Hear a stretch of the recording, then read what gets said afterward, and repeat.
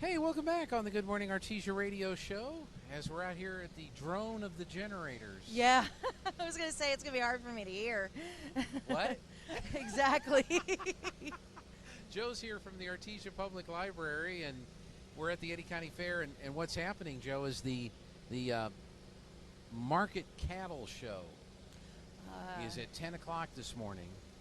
And so the sounds of the generators are all the cattle getting all primped and primed and gussied up and prettied up and all that kind of stuff, so they can go into the show over here at 10 o'clock this morning. So do they prep them to be used to the noise of the generators? I'm not. And I've had generators. We had, for years, we had a big old generator to power this trailer whenever we did remotes. And it was kind of like what you see these guys have. So, 7,000-8,000 watt generator. They don't have mufflers, or what mufflers they have, don't really work. And so we found that having a generator like that, you couldn't play the radio loud enough to overcome the noise of the generator. So we went with a much smaller, quieter generator. Can't run the air conditioning, but we can at least hear ourselves think when we're working in the trailer. But I guess this is a commonplace at campsites. Yeah. Anything like that. Power outages. You hear the drones of the generators crank up when the power goes out. We have a generator behind the radio station that when we had the big power outages earlier this year, and the power went out, they had the rolling blackouts, wouldn't start. Oh, no. When we did get it running, the battery backup was dead.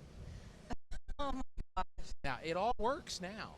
Yeah, now. It works. I've got my headphones now. The generator works. The battery backup works. We used it the other day. What was it, this week or was it last week? Momentary. Probably see it at the library because I think you're on a different circuit than we are. And nothing went out at the radio station because we have it on our battery backup now that works great.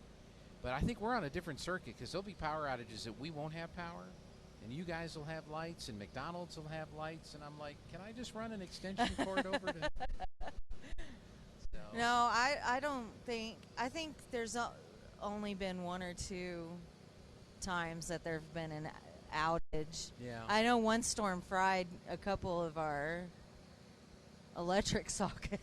Oh my gosh, we lived out years ago. We lived out south of Hope on a ranch house, and there was a lightning hit nearby, and it blew the power supply for the cordless phone across the room. Oh my gosh. So yeah, I've seen that. That is not fun when things like that happen, I think the most inconvenient thing about living out there in the ranch was there was a well and a pump in the pump house out by the well. And always in the middle of the shower, the breaker would trip on the pump.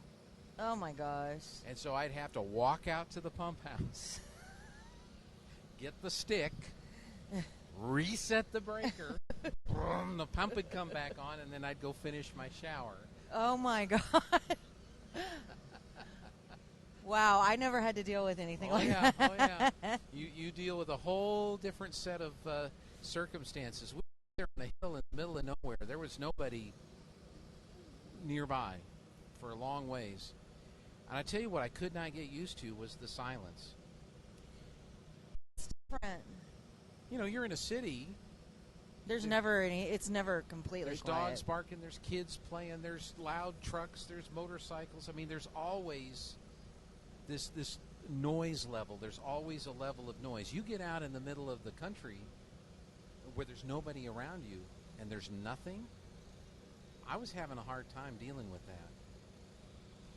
I can imagine. Yeah. I know when my kids just got back, and it was really quiet in my apartment while they were gone, and I was like, and when John would be at work, I was like, I wasn't used to it. It right. was silent. Yeah. And some of us had to get used to that during the COVID shutdowns because, people were working from home. Oh, yeah. And at the office, I mean, even at the library where it's supposed to be quiet, y'all are Yeah, running it's around. not. There's noises. There's stuff going on, right? There's always noise. We're always talking, so yeah. So is that librarian 101, how to properly go No, in fact, they are trying to change the stereotype. Okay. So the idea is to make community places and community centers, and you can't have that with kids, Right. especially. So the whole idea of the silent library is it would try It's old school. Yeah, it's old school. I mean, we try to get the computers and stuff so people can work, but it's, especially in the children's area, it's not quiet. So normal conversation is probably okay. Yes. Cell yell, not okay. No. Yeah, we really see. What's funny with people? They come into the library and they're talking on their cell phone, and a lot of them are like troubleshooting or something at the computer, trying to fix something, which is okay. It's when they, as long as they keep their volume down. But when they go out, they're trying to be considerate, and they'll go out in the promenade to carry their conversation. It's a big echo chamber. And it is a huge echo chamber. And so you hear everything, and we're just like, we really didn't want to know. I hope I don't have cell yell. I'm afraid I do. But I remember one time I was with a gentleman, used to be in the radio business over in Hobbs, a guy by the name of Paul Starr. And Paul and I had driven to Las Cruces for a New Mexico broadcasters meeting. Uh-huh. And we decided to go to Cracker Barrel afterwards for lunch. So here we are at the Cracker Barrel. He got a phone call, and everybody in the Cracker Barrel, including the kitchen staff, knew that he was at the Cracker Barrel in Las Cruces having lunch with Gene Dow. And I'm thinking, come on, man, just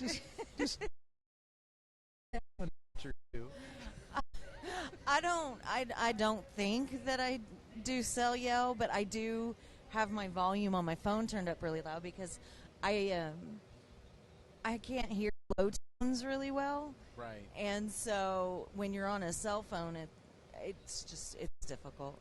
Yeah. I'm not quite in the place where I need hearing aids or anything, but I can hear the higher pitches, but with really low tones, I can't hear them. Well, so. As you get older, as you know, and I know for sure, as you get older, things that you used to be able to hear when you were a little kid, you can't hear when you get older.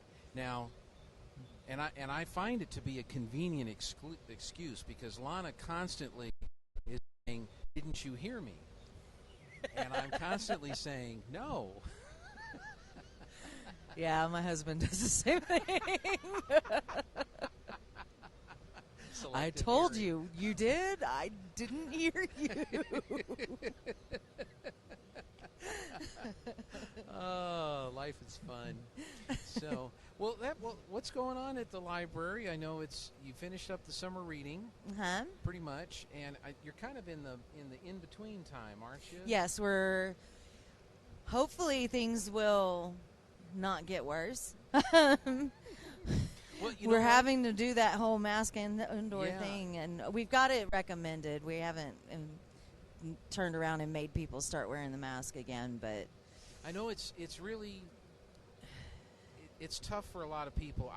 I do not envy at all the people in the schools. Oh no. Whether it's Artesia or any district across the state, because here in about 2 weeks, there's going to be some issues with that, and I don't know, and everything you hear and everything you read and everything you see is so confusing because it's not consistent. No. What you hear, and some of the doctors that I've heard that have been on the radio are pretty much, if you're over 60, you probably should get the vaccine. And I think, 75, 76%, 77% of the population 60 65 and older. Yeah, because of the It's pretty much that age group, and that seemed to be the age group that was the most vulnerable to really having bad things happen if you got the COVID. Not to say that other age groups didn't have. I know diabetics have had a problem with yes, that was one of the categories. You're exactly right. And then if you're like between 30 and 60, one of the doctors I heard, get with your doctor and look at your health situation. What is your health situation? Yeah, I was specifically told I needed to get the vaccine. Yeah. So, but that's between you and your doctor, and hopefully you have a doctor, and hopefully you have a good doctor. Yeah. And I had a guy tell me one time. He says, I have 3 different doctors who all 3 told me that their retirement funds depend on this guy being alive. So go get the vaccine. Nothing like self-interest, right? But in that group, that's really, between you and your doctor and what they recommend for you. And then under 30, for the most part, that group of people are young, they're healthy, and if they do get infected, most likely their body will fight it off just like any other, or most likely like any other type of infection that they might come across. And I think that's where a lot of people sit in all of that. But now, I don't know. So at the present time, you're not requiring masks? We are recommending them. But you're recommending them? We're recommending them. But we're not being draconian about it. Yeah. I mean, it's going to change in anyway. So. And that's the other thing that's sad about it too is you're exactly right. 2 weeks from now we're going to do a totally different thing. Yeah. And we're going, wait a minute, you said this and you said that, and that makes people angry. I bet you have a lot of great books at the library, though, if people want to read about whether it's a now tell me the difference again, fiction or nonfiction. Or nonfiction. You probably now nonfiction is nonfiction true. Is, well, I wouldn't necessarily say true. It is about real world subjects. Let me put it that way. Okay. Because not everything that's written in nonfiction is true or factual. So a lot of it is opinions. And so, yeah, I stopped saying that it was true a long time ago. But fiction is stories, completely made up stories. Now, sometimes you have some that are fictionalized events. Basically they are surrounding a person or an event or, some kind of historical thing that happened, and they've written a story with that as a major part of it. And so you do have that in fiction. But and now they're doing this thing in nonfiction where you take how you write a fictional story and they're applying it to like memoirs and stuff to make it more interesting, because most people read fiction as opposed to nonfiction. And I mean that you can see that as in our circulation most numbers people go and everything. To movies, not documentaries. Exactly. That type of thing. Yeah. And so with the memoirs, you really see it. They've taken to writing in a kind of a fictionalized style. There's one author, Eric Larson, who he wrote like Devil in the White City and stuff. He writes about historical events and historical people, but he writes them in that easy to grasp style, so that it's as much of a story as it is anything else. And that seems to be popular. I mean, that's getting... Eric Larson is one of the more popular nonfiction authors. Okay. Well, that is interesting, because you wonder how, because everything's had to change. Mm-hmm. I mean, everything changes anyway. Uh-huh. Nothing ever stays exactly the same. And sometimes in the name of nostalgia, we say things like, boy, in the good old days. And then you think about what the good old days were really like. And you go, Well, maybe. why do we think of those as good old days? It's like having a pet. You know, when you have a pet, it could be a chew up furniture and puke all over the place and just be the absolute, horrible pet to have. And then the pet passes, and all you remember are the good things about that pet. The walks and the cuddling and all that kind of stuff. You're socialized to not speak ill of the dead. Well, yes, exactly. To the point that you don't want to remember the bad things. You don't want to remember. That's right. And so maybe that's... So when it gets to libraries, and you just corrected something that I said earlier about the thing. Yes. What are other changes that are taking place in libraries? And I know like the online access, that's not new. It really got amplified during the COVID lockdown. Yes. But that's a new way that people are accessing a yes, library. And in fact, that's what one of my grants that I got that I'm working on is increasing the offerings that we have so that people can do online learning and stuff through the library so that they don't have to pay to learn how to use Microsoft and how to use a computer and so and that sounds weird with the online, but one of the things that I'm doing this fall, as long as we aren't restricted on meetings, room space and everything, I'm starting what's called a learning lounge. And what it is that for 2 hours on Tuesday evening from 4 to 6 and 2 hours on Thursday mornings 9:30 to 11:30, I'm going to have computers set up in the conference room so that people can come in and learn how to do stuff and use the little laptops to take classes, to learn how to use computers, and I'll be in there to help them do that.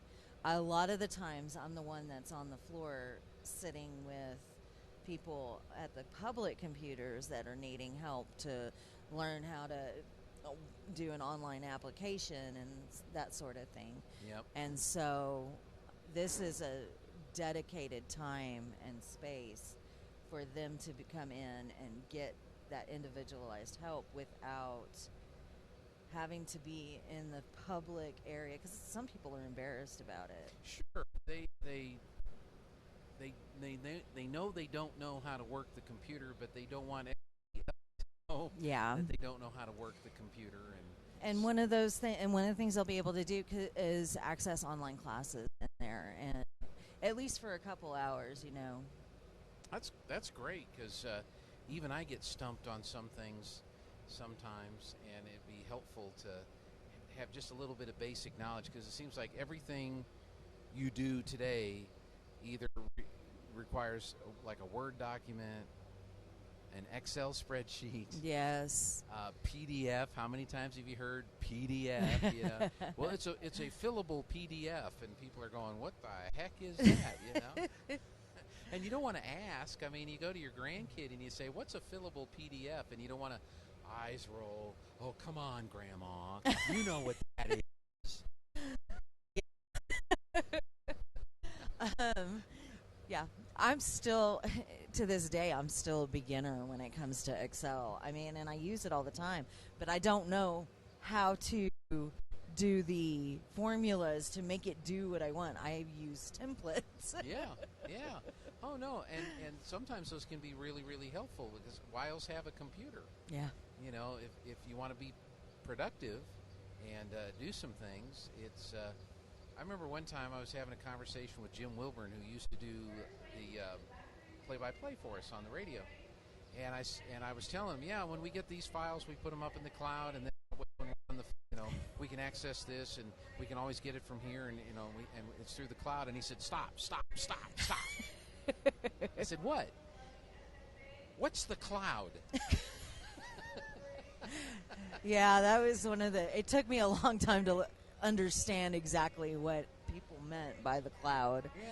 Yeah. And what I said to Jim was, I said, you know what a file cabinet is? And he said, yeah. I said, well, there's a file cabinet up in the sky. Well, what's it doing up there? I said, well, so you can access it everywhere. And he seemed to be accepting of that explanation of what the cloud is. So That makes sense.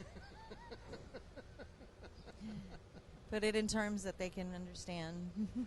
well, I have to understand it too, before I can explain it to somebody else. Well, that's good. So when do you anticipate those starting? They're going to start in September. Okay. And the other thing that they're going to be able to do in the learning lounges is work on their genealogy, because we entered into a partnership with the Church of, they want me to say the whole name. Okay, all right. The Church of Jesus Christ of Latter-day Saints. Okay. Not the nickname. No more nicknames. Okay. But we're partnering with them. And we are going every other Tuesday night, starting September 14th. They're going to be doing family history program at the library after hours, so from 7 to 9. Okay. And people can come in, and they're going to help them with learning to use Family Search. Right. And they'll be able to use Ancestry, which is the one that we actually have a subscription to. Okay. And so they'll be helping them with that. And then I actually had to sit down and learn how to do Family Search, because everybody can come at night. So during the learning lounge hours, that's one of the things that I'm going to be helping them with is Family Search. That's still a Search. pretty popular thing. People doing research on their family history. Yeah. Is it a tree? Is it a stick? Oh my gosh. Is it a branch? My mother has been doing it since she's almost homebound all the time because of her knees. Right. Just like me. And so she's been working on our family genealogy, and she's got like these 2 5-inch notebooks full of information that she's organized about our family. I mean, it's just crazy. Yeah. Any surprises? I mean, most people talking to parents and grandparents kind of have an idea. Like, for me, I know that my mother's side of the family is German, and I know that my father's side of the family is Polish. But beyond that, I couldn't tell you anything more than that, other than that combination can be extremely confusing because you don't know whether to conquer or be run over. Oh. I'm sorry. Little European history joke there. But I don't know anything more than that. I just know that there's German on the mother's side and there's Polish on the father's side, and that's all I really know. Well, I found out that because my mom's maiden name is Ford. Ford? Okay. And our branch of the Ford family, I guess, came from France. Okay. And what it was is their name was originally Fauvre. Favre, okay. I think is how you say it. But when they immigrated to the U.S., they changed it to Ford. Wow. So that's how we're not related to Henry Ford. Well, a lot of it happened when there was the immigration that came through Ellis Island. Because there were a lot of people that came through, and the people working there said, nah, we're not saying your name that way. This is how we're saying your name. And so there's a lot of that went on. Now, in Mississippi, they take basically the same spelling of that name, and they just say Favre. Favre. And you look at Brett Favre's name, and how do you get Favre out of Favre? But a lot of times those pronunciations will change. Mm-hmm. Like when I was in Mississippi, there were a lot of Italians and people that I dealt with in the radio network business in New York, and so Castillo was Costello. I move out to New Mexico, that ain't Costello. That's Castillo. Yeah. And so there's even different ways to say the same name depending on what part of the world you're from. Texas is really bad about that. So I grew up and lived in Texas for most of my life, and I used to work for Life Touch. I was a school photographer, and so I went all over the place taking pictures of students, and some of the names drove me insane, like De Leon, right? Right. Obvious Spanish name. They De Leon. De Leon? All right, here's one for you. Our sales manager is from Texas, okay? He lives in Roswell. First time I went to his house, I said, "Where do you live again?" And he says, "Well, you drive down that road and then you turn on Onate." Onate. How do you spell that? O-N-A-T-E. I said, "That's Onyate, you dumb Texan." They Texan everything. Well, I live just on Onate. Oh, no, you don't. I laughed at that one. That one was funny.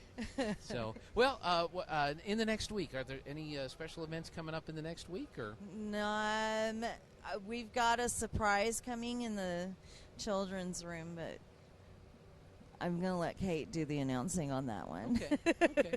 Well, maybe she can call or come by next week. I'll send you all a press release. Well, very good. Well, Joe, thanks for coming out here to the fair. You're welcome. Appreciate it. I got getting my steps in. Yeah.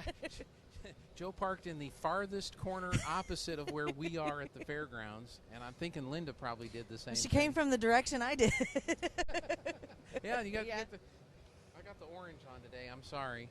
Well, it's Friday. It is Friday, and there seems to be a little bit of excitement about the football program this year. I don't know if you've noticed. Well, I know I have been told repeatedly not to schedule anything on Fridays. That would be why.